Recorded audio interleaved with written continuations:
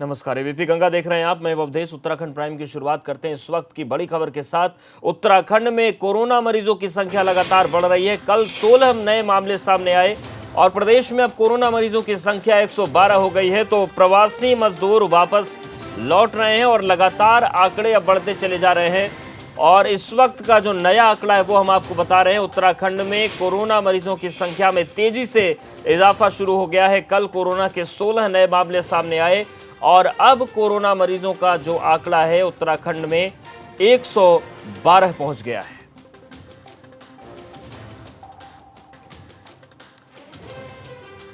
और सीधे रुख करते हैं देहरादून का। हमारे साथ संवाददाता रवि केतुरा जुड़ गए हैं। रवि, जिस बात की आशंका खुद मुख्यमंत्री ने जताई थी वो चीज अब जमीन पर दिखनी शुरू हो गई। मामले लगातार बढ़ रहे हैं तेजी से। जी बिल्कुल, आपने सही कहा कि जिस तरीके की आशंका जताई जा रही थी वही जो है होता हुआ दिख रहा है। एक दिन में 16 मामले एक साथ आए तो पूरे स्वास्थ्य विभाग में हड़कंप है, प्रशासन में हड़कंप है। और ये सभी लोग वो हैं लगातार जो पिछले अगर हम 7 से 8 दिनों पर गौर करें, जो प्रवासी लोग हैं जो वापस उत्तराखंड लौट रहे हैं वही लगातार पॉजिटिव आते जा रहे हैं। तो लॉकडाउन 4.0 में लगातार उत्तराखंड में कोरोना मरीजों की तादाद बढ़ती जा रही है। और सभी लोगों को इस वक्त ये ख़ास बात है जिस पर ध्यान रखना है कि जो भी क्वारंटीन किए गए हैं उन लोगों को एहतियातन तमाम उन नियमों का पालन करना है जो क्वारंटीन के नियम हैं। लेकिन इसके बावजूद भी उत्तराखंड में कुछ लोग ऐसे हैं जिनको कोई परवाह नहीं है, न खुद की न राज्य की। इसको देखते हुए अगर हम बात करें तो अभी तक 200 से कुछ कम मुकदमे भी दर्ज हो गए हैं ऐसे लोगों पर जो क्वारंटीन का उल्लंघन कर रहे हैं। तो एक बात जो कल की रही उसमें ये भी एक ख़राब बात रही कि अगर पहाड़ों की बात करें तो चाहे टिहरी हो, चमोली, इन सब ज़िलों में अभी कोरोना नहीं पहुंचा था, लेकिन अब वहां पर भी कोरोना पॉजिटिव केस जो हैं सामने आ गए हैं। ऐसे में अब स्वास्थ्य विभाग के सामने बड़ी चुनौती है, क्योंकि लगातार ये कहा जाता है कि जो पहाड़ हैं वहां पर स्वास्थ्य सेवाएं कितनी दुरुस्त हैं इस बारे में सभी को पूरी जानकारी है कि वहाँ पर इस तरीके की कोई स्वास्थ्य सेवाएँ नहीं हैं। अगर ऐसे पहाड़ों के जो रास्ते हैं वो इस तरीके के हैं कि अगर एम्बुलेंस भी वहाँ पर जाती है तो काफ़ी उसमें वक्त लग जाता है। तो ऐसे में पहाड़ों पर जो जिस तरीके से जो ग्राम प्रधान हैं अवधेश, उनको ये जिम्मेदारी दी गई है कि वो क्वारंटीन नियमों की जो अनदेखी कर रहे हैं उन पर जो है सख्ती करें और ऐसे लोगों की कंप्लेन भी दर्ज करें। तो अभी हमारे पास सिर्फ एक ही रास्ता है कि जो लोग बाहर से आए हैं हम उनसे दूरी बनाकर रखें, हम उनके साथ एक अच्छा व्यवहार करें। लेकिन ये ज़रूरी है समाज के लिए कि ऐसे लोगों से जो सोशल डिस्टेंसिंग है वो बेहद ज़रूरी है। बिल्कुल, ये तमाम चीजें हैं रवि, लेकिन सवाल एक भी है कि जब इतनी बड़ी संख्या में लोग उत्तराखंड पहुंच रहे हैं तो कितने बड़े स्तर पर उनकी टेस्टिंग हो पा रही, क्योंकि जितनी जल्दी टेस्ट हो जाएंगे उतनी जल्दी संक्रमण को फैलने से रोका जा सकता है।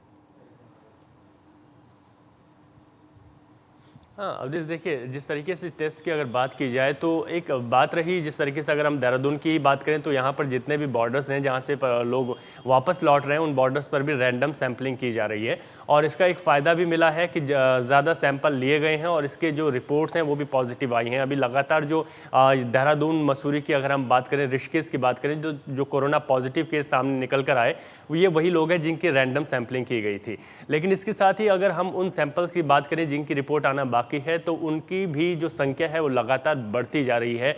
1500 के करीब ऐसे सैंपल हैं संदिग्ध लोगों के जिनकी रिपोर्ट्स अभी नहीं आई है। यानी कि स्वास्थ्य विभाग ने सैंपल सिर्फ उन लोगों का ले रहा है जो लोग संदिग्ध प्रतीत हो रहे हैं। और ऐसे में कुछ चूक भी हुई है। अगर हम उत्तरकाशी में ही एक केस की बात करें जो कल पॉजिटिव आया, तो ऋषिकेश में जो है ये सैंपल लिया गया था, लेकिन उसके बाद उस युवक को उत्तरकाशी भेज दिया गया।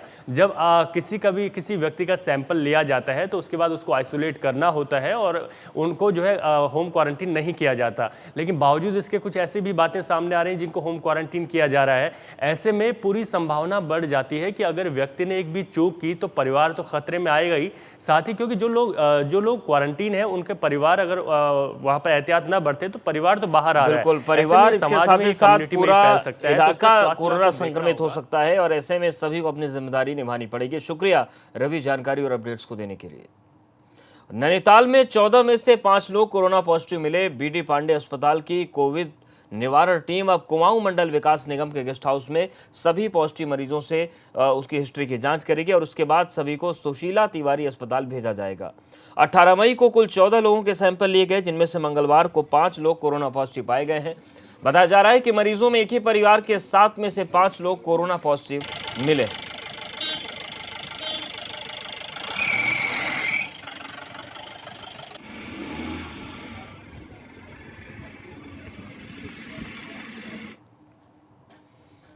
बागेश्वर अब तक ग्रीन जोन में था, लेकिन कल जिले में एक साथ 2 लोग कोरोना पॉजिटिव पाए गए हैं। 2 लोगों में कोरोना की पुष्टि होने के बाद लोगों में हड़कंप मच गया।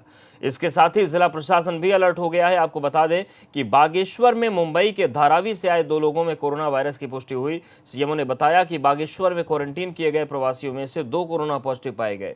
10 लोगों के सैंपल जांच को भेजे गए, जिसमें से 4 लोगों की रिपोर्ट पहले ही नेगेटिव आई थी।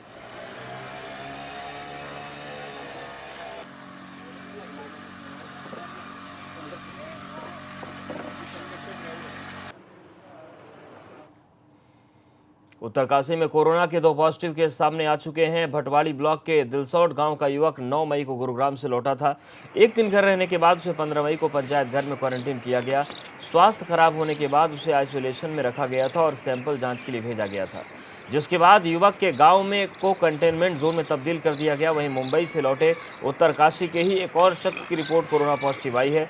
हालांकि ये शख्स अपने घर पहुंच चुका था, जिसके बाद इसके संपर्क में आए 6 लोगों को क्वारंटीन कर दिया गया।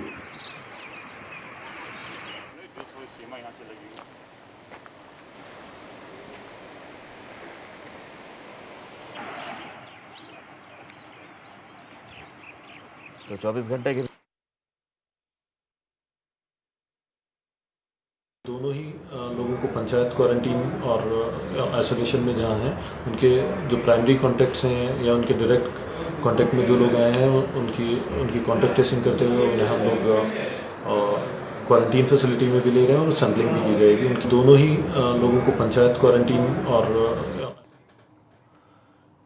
रामनगर में 14 साल के लड़के में कोरोना की पुष्टि हुई है। बताया जा रहा है कि लड़का यूपी के रामपुर से पैदल ही आया था और इसे 16 मई को क्वारंटीन किया गया। 17 मई को इसका सैंपल जांच के लिए लैब भेजा गया था। जांच रिपोर्ट पॉजिटिव आने के बाद लड़के को हल्द्वानी शिफ्ट कर दिया गया है।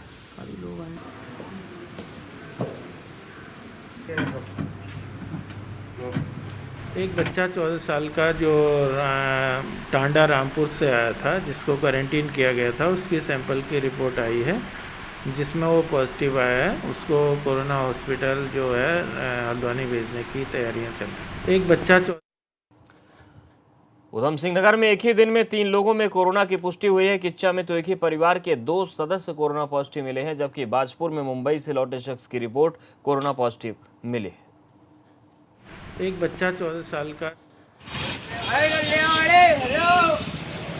तो जिले में लगातार कोरोना के केस बढ़ रहे हैं। 3 मरीजों में कोरोना की पुष्टि हुई है और हालांकि स्क्रीनिंग का दौर भी लगातार जारी है, लेकिन मामले अब धीरे धीरे रफ्तार पकड़ रहे हैं।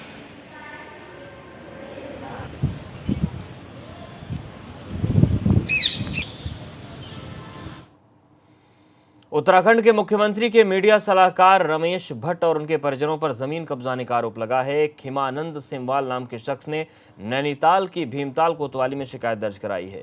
खीमानंद सेमवाल का कहना है कि उनके पास जमीन के तमाम जरूरी दस्तावेज मौजूद हैं, बावजूद इसके जमीन पर अवैध रूप से कब्जा कर लिया गया। उधर पुलिस इस मामले की जांच कर रही है, तो वहीं कांग्रेस ने भी इस मामले की जांच की है।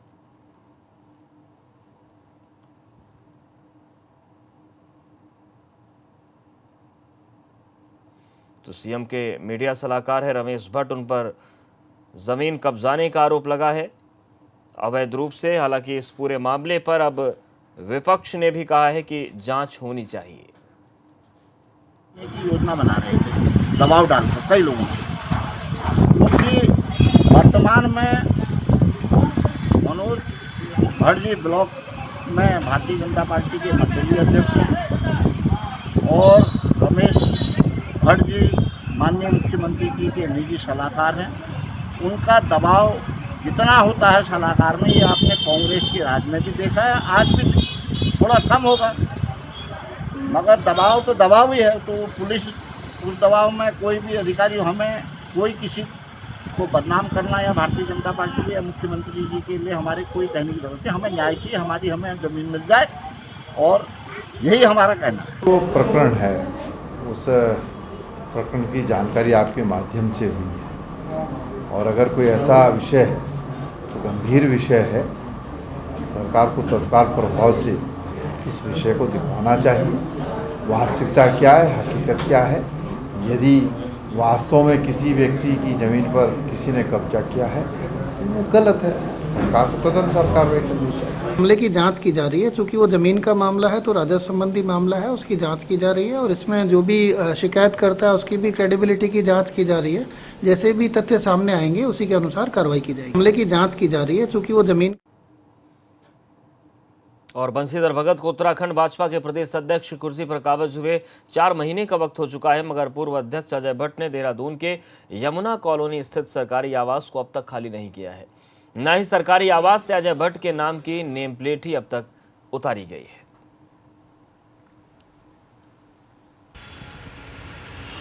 तो न तो भट्ट ने सरकारी आवास छोड़ा, न तो अभी तक नेम प्लेट हटी है और ये तस्वीरें अब सामने आ गई हैं। आखिर क्यों? ये तो फाइल ऊपर भेजेंगे हम और उसके बाद उनके लिए नोटिस जाएगा। तो खाली कराने की भी हमारी व्यवस्था है। सर क्या 4 महीने? नहीं, 6 महीने तक तो ऐसे जनरली किसी का अलॉट होता है तो हम रखते हैं। हमारा एम्प्लॉइज़ भी अगर रिटायर होता है तो ये नहीं कि रिटायरमेंट के तुरंत बाद हम उसे खाली करा लें। तो सरकार को देखना है कि आवास वो देते हैं नहीं देते हैं। एक पॉलिसी इस उत्तराखंड राज्य में रही कि राजनीतिक दलों के अध्यक्षों को जो है आवास सरकार देती है। उसी के तहत जो है मैं समझता हूँ बंशीधर भगत जी को भी मिलना चाहिए। अब मिला या नहीं मिला ये बीजेपी और सरकार देखे, तो सरकार को देख।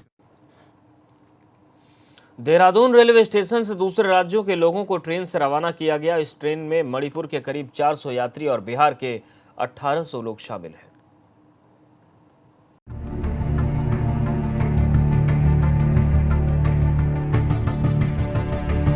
लॉकडाउन के बाद से उत्तराखंड में फंसे दूसरे राज्यों से इन लोगों के लिए ये पल बेहद सुकून देने वाला है। देहरादून में फंसे मणिपुर के लोगों को श्रमिक स्पेशल ट्रेन से उनके गंतव्य के लिए रवाना किया गया। देहरादून स्टेशन से स्पेशल ट्रेन 400 यात्रियों को लेकर रवाना हुई। एक तरफ उत्तराखंड में लगातार कोरोना मरीजों की संख्या में इजाफा होता जा रहा है, तो ऐसे में एक राहत की खबर उन मजदूरों के लिए ज़रूर है कि जो उत्तराखंड में लगातार लॉकडाउन के चलते अलग अलग इलाकों में फंसे हुए थे। ये बिहार के वो मजदूर हैं जो लॉकडाउन के चलते देहरादून यानी पूरे राज्य के अलग अलग इलाकों में फंसे हुए थे। इंतज़ार था अपने घर पहुंचने का, लेकिन आज ट्रेनों का संचालन राजधानी देहरादून के रेलवे स्टेशन से हो गया है। ट्रेन में बैठाने से पहले यात्रियों के टिकट चेक किए गए। गिनती के साथ ही सभी यात्रियों को ट्रेन में बैठाया गया।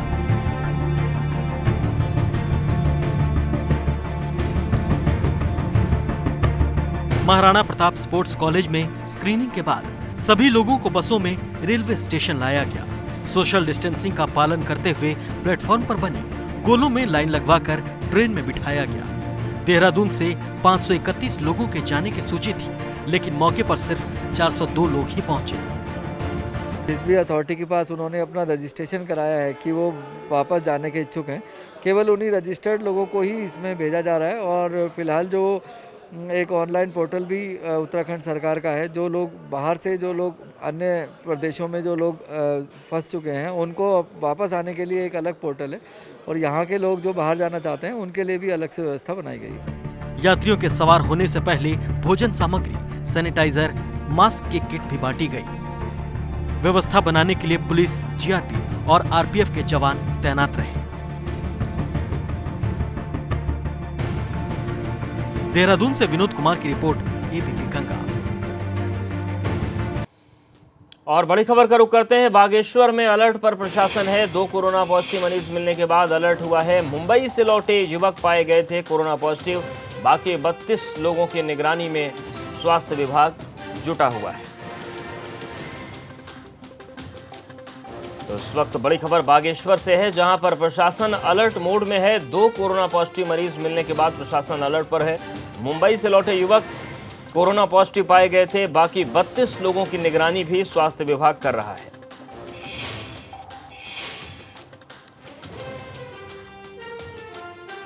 बागेश्वर में प्रशासन अलर्ट है और अलर्ट रहने की जरूरत भी है, क्योंकि 2 कोरोना पॉजिटिव मिले हैं और इसके बाद जो जांच और स्क्रीनिंग का दायरा है उसे बढ़ाया जा रहा है। 2 कोरोना पॉजिटिव मिलने के बाद अलर्ट पर प्रशासन है। मुंबई से लौटे युवक पॉजिटिव पाए गए थे। बाकी 32 लोगों की निगरानी स्वास्थ्य विभाग कर रहा है।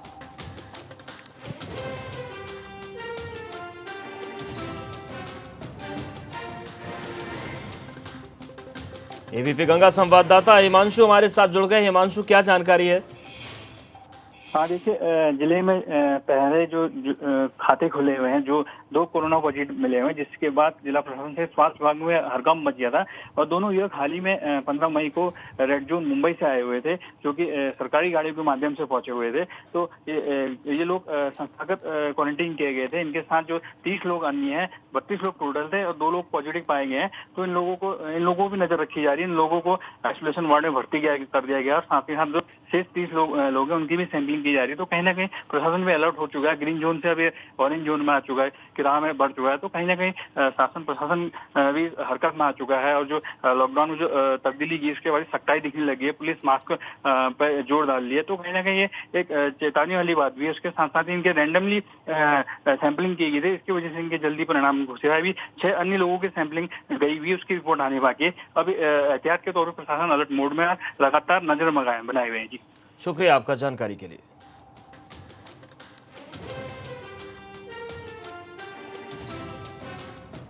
और यहां पर वक्त एक छोटे से ब्रेक का है, फौरन हाजिर होते हैं।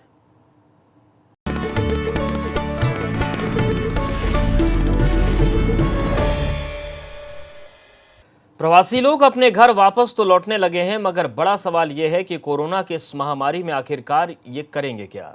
गांव में अगर रोजगार होता तो ये शहरों का रुख क्यों करते?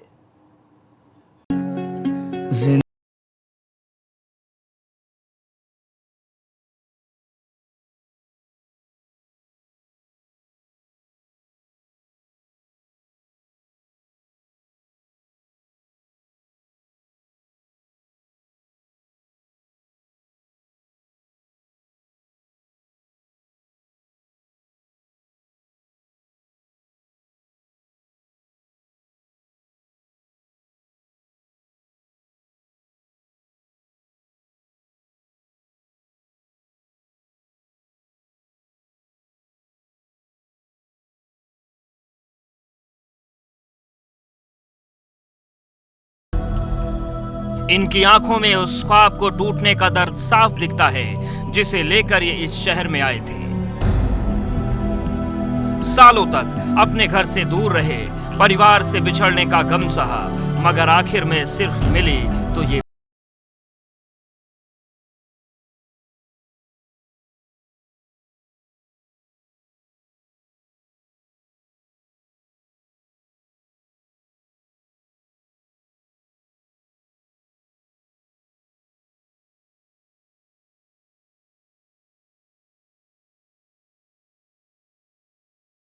घर जाने का सही लगा है, लेकिन यहाँ तो टिकट का पैसे लगे हैं।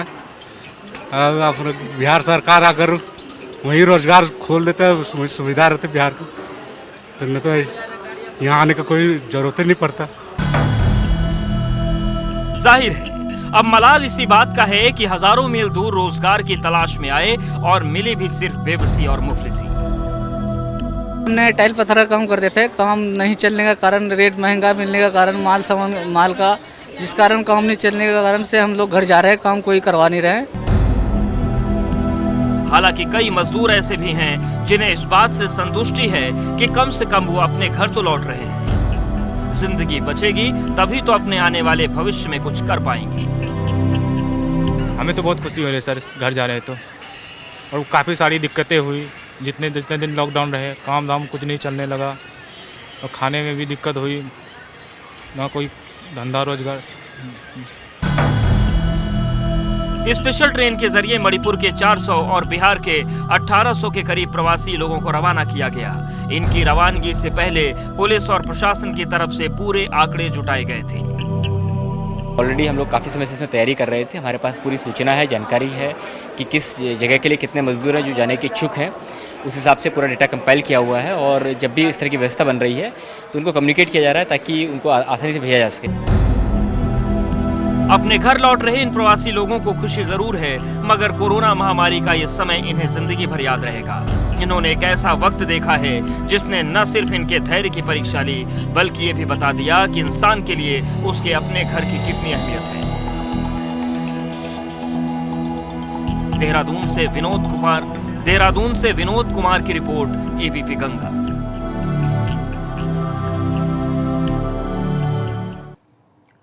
हरिद्वार में मोतीपुर के पास हाथियों का एक झुंड रेलवे ट्रैक पार करके जंगल में एक तरफ दूसरी तरफ जाता दिखाई दिया। हाथियों के झुंड में कई छोटे हाथी भी शामिल थे। तो देखिए, ये तस्वीर हम आपको दिखा रहे हैं मोतीपुर के हरिद्वार की, जहां पर रेलवे ट्रैक को पार करके हाथियों का एक झुंड जंगल के एक छोर से दूसरे छोर की तरफ जा रहा था।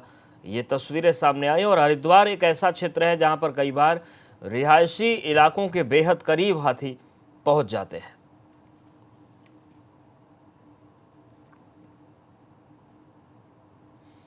तो हरिद्वार की बात करें, ऋषिकेश की बात करें, हाथियों की संख्या यहाँ पर बहुतायत है। और कई बार ऐसी तस्वीरें आती हैं, कई बार सड़कों पर हाथी दिख जाते हैं, कई बार रेलवे ट्रैक्स को पार करते हुए दिख जाते हैं। और इस वक्त बड़ी खबर मसूरी से है, जहां पर एक नाबालिग ने आत्महत्या कर ली। फांसी लगाकर नाबालिग ने जान दे दी। चंडालगढ़ी दून व्यू कॉटेज का ये मामला है। तो ये चौंकाने वाली खबर, एक नाबालिग ने फांसी लगाकर जान दे दी। वजह क्या थी, अनजाने में हुआ, ये जानकारी आपको देंगे। लेकिन बड़ी खबर यह है कि नाबालिग ने आत्महत्या कर ली फांसी लगाकर। मसूरी के चंडालगढ़ी दून व्यू कॉटेज का ये मामला है।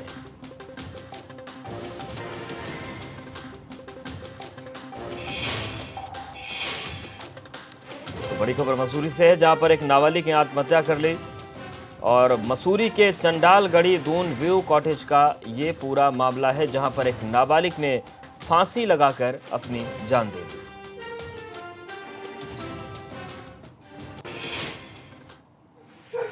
तो मसूरी के चंडालगढ़ी की तस्वीर आपको हम दिखा रहे हैं। और देखिए, ये जो चंडालगढ़ी का दून व्यू कॉटेज है, वहां पर इस नाबालिग ने फांसी लगाकर अपनी जान दी।